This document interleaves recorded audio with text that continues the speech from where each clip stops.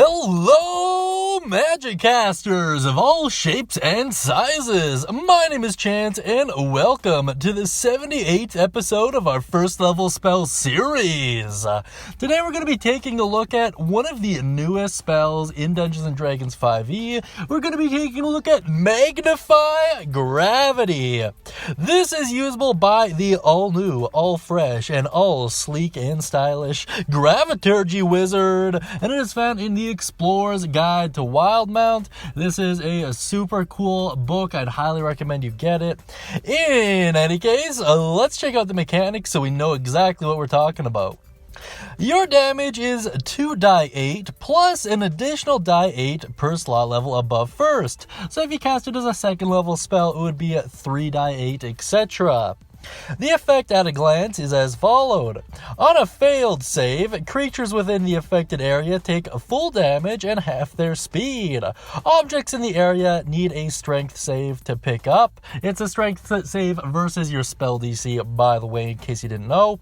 Your cast time is the standard 1 action. The range of this spell is 60 feet, but the actual area of effect is a 10-foot radius sphere. So please bear that in mind. The duration is 1 whole round, and it is not concentration, which is great. The saving throw is a Constitution save, and on a success, they only take half damage and no movement reduction, which is pretty cool. The components are verbal and somatic, meaning you have to speak forth an incantation and gesture with one hand. The school is Transmutation, and the damage type is Force, which is super sweet. Now, let's take a look at the full description and just better flesh this out. The gravity in a 10-foot radius sphere, centered on a point you can see within range, increases for a moment.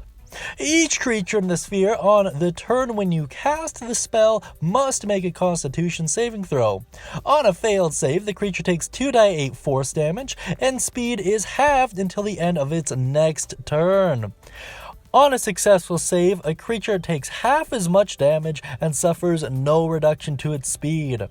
Until the start of your next turn, any object that isn't being worn or carried in the sphere requires a successful strength check against your spell DC to pick up or move. At higher levels, when you cast this spell using a spell slot of second level or higher, the damage increases by 1 die 8 per each slot level above first. Very, very cool stuff. Once again, I really like how this plays out, not just from a mechanical angle, but thematically. I think this is cool as heck. This is something that a lot of reincarnated in another world anime really play up, is gravity magic. So this, in my head, always reminds me of those great shows. Now, without further ado, let's take a look at some alternative uses here. So, much like a lot of these other Dunamancy spells we've been taking a look at, they are all incredibly good for executing complicated plans, and they really do a great job of battlefield control.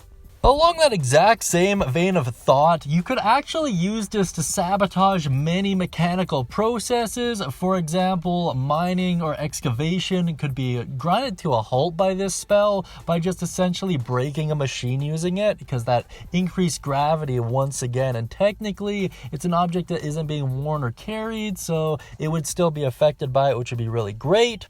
Alternatively, you could use this as a great way to stop people from running away. 10-foot radius is actually pretty decent. Like, that would fill up most small rooms, so there's a good chance you could use this to seriously incapacitate your foes.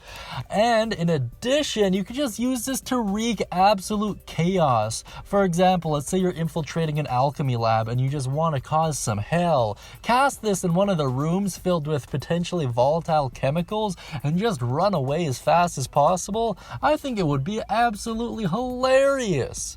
That being said, if you have any ideas, cool uses, thoughts, concerns, or questions, please feel free to put them down in the comment section. I really do appreciate it. And if you like that cool hand-drawn picture of Absurd on the screen and you'd like to figure out how to get yours, please check out the Guild Hall to figure out exactly how to do that. Without further ado, thank you so much, guys. I really appreciate your time. I hope you have a wonderful day, and as always, happy casting, everyone.